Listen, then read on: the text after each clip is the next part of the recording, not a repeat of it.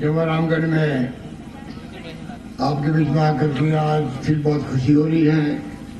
चुनाव के पहले अभी मेरे पूर्वज कह रहे थे, गोपाल मीणा के अभियान में आने का मुझे अवसर मिला और आप लोगों ने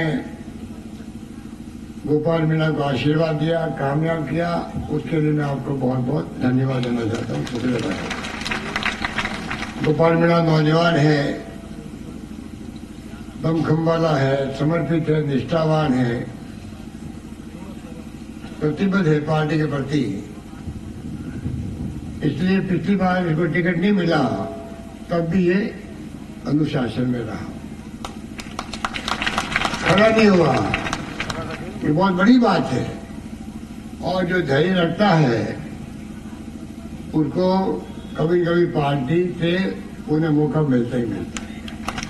गोपाल मीणा इस मायने में बहुत ही अनुशासित सिपाही है पार्टी का।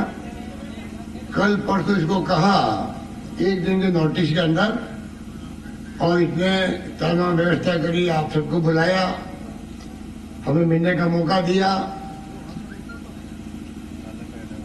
इसके लिए मैं उनका धन्यवाद करना चाहता हूँ।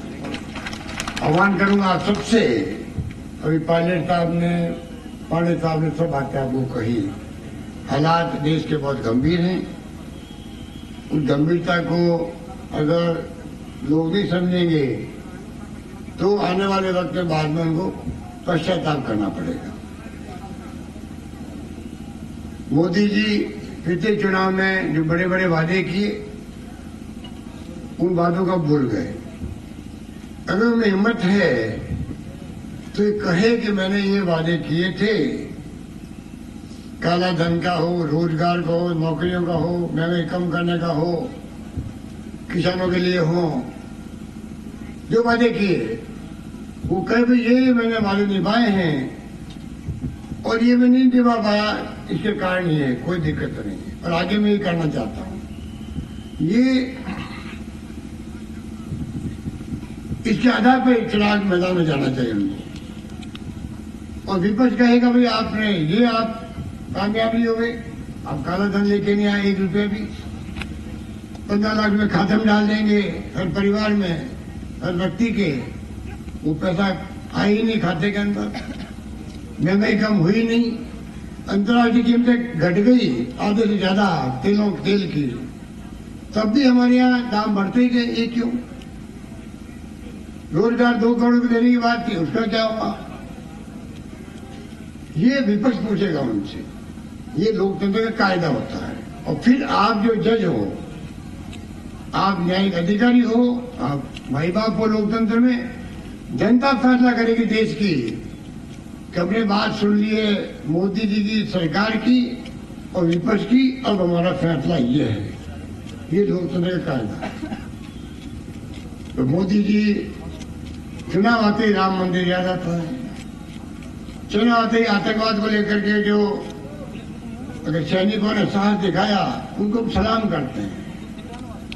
हमें गर्व है कि हमारी सेनाओं पर, चाहे वो आर्मी हो, एयरफोर्स हो, नेवी हो, बीएसएफ हो या कोई पैरामिलिट्री फोर्सेज हो, उस पर गर्व होता है। ये हमारे रक्षक हैं, चाहे पुलिस वाले भी क्यों नहीं। ये तो हमारी सोच होनी चाहिए। उनको जितना उनके प्रति श्रद्धा सुमन चढ़ाए शहीदों के प्रति वो कम है। हमारे पास शब्द नहीं, किन शब्दों में इन सेनाओं का हम लोग देश के लिए जो मर मिटने तैयार हैं उनको हम लोग आभार व्यक्त करें। तो मोदी इसके नाम ही राजनीति करना चाहते हैं। कैसे मैं चुनाव जीत जाऊं, ये कहां का तरीका लोकतंत्र में? इसलिए मैं कहता हूं इनका लोकतंत्र में यकीन नहीं है। चुनाव जीतने के लिए कुछ भी कर सकते हैं। ये जनता में 4 साल राय बनी हुई थी कि चुनाव आते आते मोदी कुछ कुछ कर देगा जीतने के लिए। अगर ये भावना प्रधानमंत्री के प्रति बन जाए तो नरेंद्र मोदी जी के खुद के व्यक्तित्व के लिए ठीक नहीं है। एक प्रधानमंत्री के लिए कि जनता कहे ये तो चुनाव जीतने कुछ भी कर देगा, इसका मतलब है उनके बारे में ऐसी आशंका, ऐसा संदेह पैदा होना। जो हमारा देश का प्रधानमंत्री है वो खाली बीजेपी का प्रधानमंत्री नहीं है, वो नरेंद्र मोदी देश का प्रधानमंत्री है, वो उनके बारे में धारणा ऐसी बनती है कि देश के लिए भी दुर्भाग्य की बात है, उनके खुद के लिए दुर्भाग्य की बात है। ये धारणा बनी हुई थी 5 साल से, 4 साल से, और उसी धारणा के आधार पर राजनीति कर रहे हैं कि कांग्रेस वाले तो सवाल उठा रहे हैं सैनिकों के शौर्य पर। कौन उठा रहा है सवाल? उठा सकता है कोई? पर जनता को भ्रमित करने के लिए खुद ने कुछ किया नहीं, उपलब्धि 0, तो आप उपलब्धि कुछ की नहीं है। अभी सचिन पायलट जी कह रहे थे कि 9 लाख या 25 लाख कर दिए हमने मजदूर।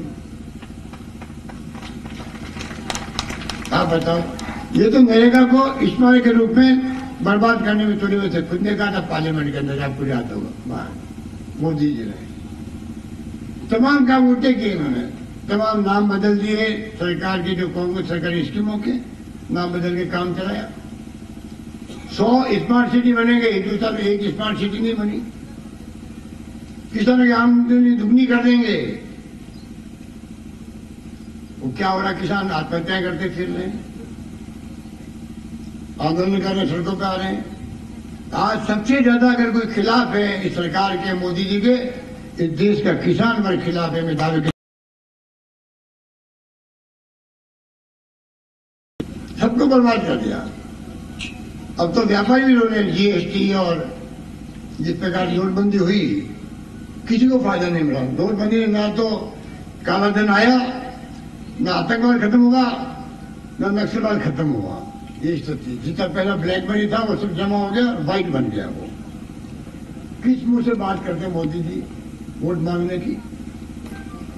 अरे प्रधानमंत्री के मुंह से तो सब निकलते हैं, तो आप हम सब के देशवासियों के दिलों को छूने वाले होने चाहिए कि प्रधानमंत्री हमारा बोल रहा है, तो दमखम है, ये होने चाहिए। क्या वो दमखम दिखा आप? बोलने माहिर है मोदी जी, इस पर कोई दो राय नहीं। बोलने माहिर है, लटके झटके करने माहिर है। लटके झटके करने माहिर है। जो फिल्मों में करते हैं ना एक्टर, उस ढंग के उस पर कमी नहीं है, उस पर कमी नहीं है। ये तो मानना पड़ेगा हमें, और हमसे लड़के झटके होते नहीं, ये बात ही मानना। तो ये फर्क है, देखिए, कांग्रेस के नेताओं में और मोदी जी और मोदी जी की पार्टी के नेताओं में ये फर्क है।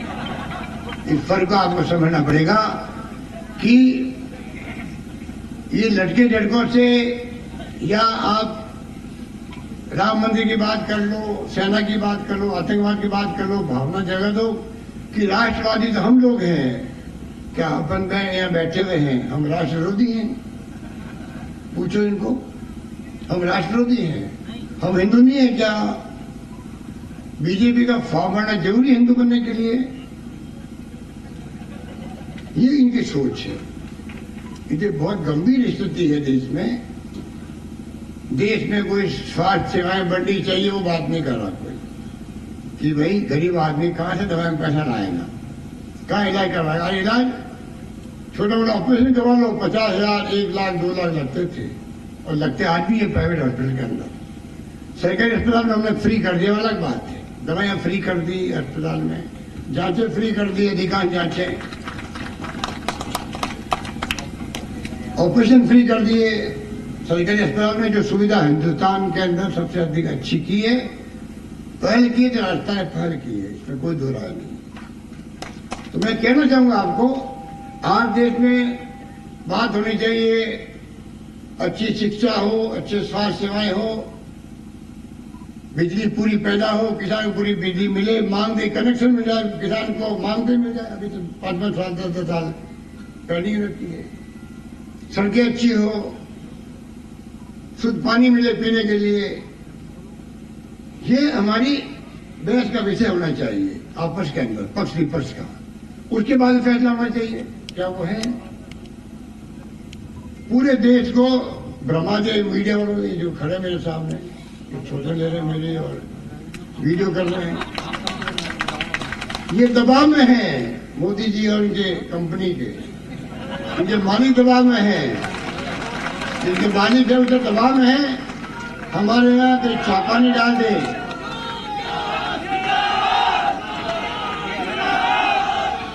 सुनिए सुनिए, ये इतना भय पैदा कर दिया है, कहीं हमारे पास छापा सीबीआई डाल देगी, इनकम टैक्स डाल देगा, ईडी डाल देगी, कहीं बंद नहीं कर दे। सब मालिक लोग डरे हुए हैं।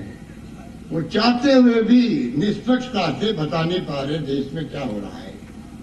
इसे रवीश कुमार नाम का एक एंकर है एनडीटीवी का, सुना होगा आपने, सुना है, इन ज्यादा सुना होगा नौजवानों ने। उसने कहा कि हमारे एंकर और टीवी ऐसे बर्बाद हो गए हैं, एक तरफा चल रहे हैं सरकार के गुणगान करने में। देशवासियों, 2 महीने तक आप टीवी देखना बंद कर दो। एक एंकर कह रहा है हिम्मत के साथ में, कह सकता है कोई? क्यों कहा होगा कि कहीं ये गुमराह होकर के देश, पूरा मुल्क कहीं गुमराह हो जाएगा तो मोदी जैसा आगे वहां पर प्रधानमंत्री नहीं बन जाए। और प्रधानमंत्री बन गए तो बाद में वो चुनाव होंगे भी नहीं होंगे, किसी को पता नहीं। अमित शाह जी कह चुके हैं 50 साल तक हम राज करेंगे, कोई कह सकता है? पंडित नेहरू नहीं कह सके, इंदिरा गांधी नहीं कह सकी, राजीव गांधी नहीं कह सके, लाल बहादुर शास्त्री नहीं कह सके, नरसिम्हा राव नहीं कह सके, मुरारी भाई देसाई नहीं कह सके, वीपी सिंह नहीं कह सके, देवगुड़ा नहीं कह सके, गुजराल साहब नहीं कह सके, डॉक्टर मनमोहन सिंह जी नहीं कह सके, और इनकी पार्टी के नेता प्रधानमंत्री वाजपेयी जी नहीं कह सके। कौन कह रहा है? अमित शाह कह रहा है। अमित शाह किसकी भाषा बोलता है? नरेंद्र मोदी की भाषा बोलता है। तो समझ जाइए क्या उनके दिलों के अंदर है, किस प्रकार लोकतंत्र की हत्या कर दें। आज देश खतरे में, लोकतंत्र खतरे में, देश का संविधान खतरे के अंदर है और देश खतरे के अंदर। अगर इसको नहीं पहचाना देशवासियों को, प्रदेशवासियों को, तो चुनाव तो आते जाते हैं, चुनाव हार और जीत होती है। कांग्रेस हारी हो या जीती हो, तो कांग्रेस ने मुल्क को एक रखा है, अखंड रखा है। इंदिरा गांधी ने अपनी जान दे दी, सर्जिकल स्ट्राइक हुई है, हमें गर्व है। तो मोदी जी के मुंह से कभी सुना आपने कि हमें गर्व है कि इंदिरा गांधी जैसी नेता हुई थी देश में, जिसे पाकिस्तान के 2 टुकड़े कर दिए, बांग्लादेश बना दिया? कभी कहा? नई पीढ़ी को मालूम कम होगा। 2 टुकड़े हो गए थे, युद्ध चला समुद्र में, स्वातंत्र बेड़ा आ रहा था अमेरिका का हमारे खिलाफ में। इंदिरा गांधी उसकी परवाह नहीं करी अमेरिका की उस जमाने के अंदर, 2 टुकड़े कर दिए। 90,000 कर्नल, जनरल, सैनिकों को, मेजरों को, सबको हथियारों के साथ में सरेंडर करवा दिया बांग्लादेश ढाका के अंदर। आप कल्पना करो, दुनिया के इतिहास में कभी ऐसी घटना हुई है? कभी मोदी जी ने कहा मुझे गर्व है कि हमारे यहाँ पर मुल्क में ऐसी नेता भी हुई थी। वो आलोचना भी करोगे कमियों की, पर अच्छी बात की मुख्यमंत्री, प्रधानमंत्री के मुंह से देश दुनिया सुनना चाहती है। इंदिरा गांधी ने खालिस्तान नहीं बनने दिया पाकिस्तान में, पंजाब में, उसका टुकड़ा अलग करना चाहते थे, खालिस्तान देश बनाओ, जान दे दी उन्होंने। उनका मर्डर हो गया, उनका सीना छलनी कर दिया, पर वो अटल रही और देश एक अखंड आज खड़ा है। कभी कहा मोदी जी ने? पंडित नेहरू ने क्या कहा था? आजादी के बाद में कैसे 10-12 साल तक जेल में रहे, पहले आजादी के पहले 12 साल तक जेल में बंद रहना किसे कहते हैं? उनके ऊपर किस प्रकार छीनाकसी हो रही सोशल मीडिया के अंदर, वो सोच सकता है? ये गुमराह करने की षड्यंत्र है देश में नौजवानों के लिए। वो नौजवान को समझना पड़ेगा सच्चाई क्या है। 70 साल में क्या किया कांग्रेस ने? अरे 70 साल में कांग्रेस ने पाकिस्तान की तरह सैनिकों को शासन नहीं होने दिया, लोकतंत्र जिंदा रखा, इसलिए आप प्रधानमंत्री बने हो। ये किया, ये क्यों बोल रहे मोदी? इसलिए मैं कहना चाहूंगा आपको, कहने को बहुत सारी बातें हैं और पहले भी काम खूब किया हमने। जो मांगा आपने वो हमने दिया था। ये गोपाल मीणा मांगता मांगा थक गया काम, और मैं देता देता नहीं थकाता ही मैं कह सकता दादे के साथ उस जमाने का। ये जो पानी की योजना बनी थी आपकी जमाराम में पानी लाने की, 1068 करोड़ की डीपीआर बन चुकी थी, उसको पता नहीं क्या हुआ उसका। और वहां पर सरकार हमारी बनी है, रामगढ़ बांध से वाया आंधी, किशोरी, बिकमपुरा के टेंडर हो गए हैं, टेंडर हो गए थे, 12वें सरकार ने निरस्त कर दिए। आप बताओ हाकम बदलता, हुक्म नहीं बदलता कभी। पुराने जमाने में कहावत, सरकार बदलती है, फिर भी सरकारों के काम को रोकना कोई अच्छी परंपरा नहीं है। ये उन्होंने रोके काम, सब काम आने वाले वक्त में हम पूरा करेंगे। जो मांगोगे वो मिलेगा आपको, ये मैं कह सकता हूँ। अब मुझे चुनाव है, कोई घोषणा कर नहीं सकती, तो आप दिमाग में रखें। 21 घोषणा की हमने सरकार आने के बाद में। कर्ज माफ की बात हो, 5 साल बिजली नहीं बढ़ाएंगे दाम, उसकी बात हो, 1 लाख कनेक्शन देने की बात हो किसानों को, काम शुरू हो गया है, जून तक पूरा हो जाएगा। लड़कियों की शिक्षा फ्री, पहले 12वीं तक थी, अब कॉलेज तक सब फ्री रहेगी। सब किसानों को लघु सीमांत है, उनको पेंशन मिलेगी अन्य लोगों की तरह। 21 फैसले किए हम लोगों ने, 21 फैसले किए। अभी वक्त नहीं मैं उनको रिपीट करूंगा, आप सबको मालूम है। और आपको मैं कहना चाहूंगा, कृपा करके इस बार खाली जमा रामगढ़ के लोगों की बात नहीं है, आप लोगों को संदेश देना पूरे क्षेत्र में, छत्तीसी कौम को, क्योंकि कौम में छत्तीसी कौम की पार्टी है, सभी धर्म सभी जाति वर्ग की पार्टी है। आप कृपा करके इस बार एक एक सीट हमारी में तो रखेंगे, एक एक सीट इस देश को बचाने के काम आएगी। दिमाग रखो, देश खतरे में आज, कोई माने या नहीं माने। और मोदी जी ने अगर 70 साल में कांग्रेस ने कुछ नहीं किया, जहां एक सुई नहीं बनती थी आजादी के वक्त 70 साल पहले, वही बाढ़ से आती थी, बिजली क्या होती लोगों ने मालूम था। आज क्या देश में नहीं है। जमा रामगढ़ 70 साल पहले क्या था, आज क्या है, उससे अंदाज कर लीजिए आप, देश क्या था और आज क्या है। अगर मोदी जी के 70 साल में कुछ नहीं किया, और आप लोग भी मानो 70 साल में कुछ नहीं किया कांग्रेस के नेताओं ने, सरकारों ने, आप वोट मोदी जी को दो वापिस। आपको लगे मोदी जी लफड़ी करते हैं, मोदी जी जुमलेबाजी करते हैं, मोदी जी खाली झूठे वादे किए, वादे पूरे नहीं किए, तो ठोक के वोट दो कांग्रेस को। धन्यवाद, जय हिंद।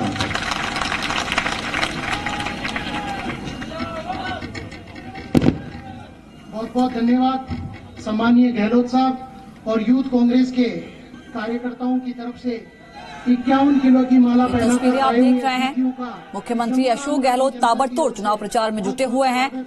सीएम गहलोत एक जनसभा को इस वक्त संबोधित कर रहे थे। जयपुर के जमवा रामगढ़ में वो पहुंचे हैं। किस तरीके से प्रधानमंत्री नरेंद्र मोदी पर निशाना साधा है और साफ तौर पर पिछले दिनों से लगातार देख रहे हैं आप किस तरीके से मुख्यमंत्री अशोक गहलोत, चाहे डिप्टी सीएम सचिन पायलट, जब भी किसी भी जनसभा को संबोधित करते हैं, सीधे तौर पर उनके टारगेट पर प्रधानमंत्री नरेंद्र मोदी रहते हैं। इस बार भी सीएम अशोक गहलोत ने कहा है कि लोकतंत्र खतरे में है, जनता को समझना होगा, संविधान खतरे में है, क्योंकि अगर एक बार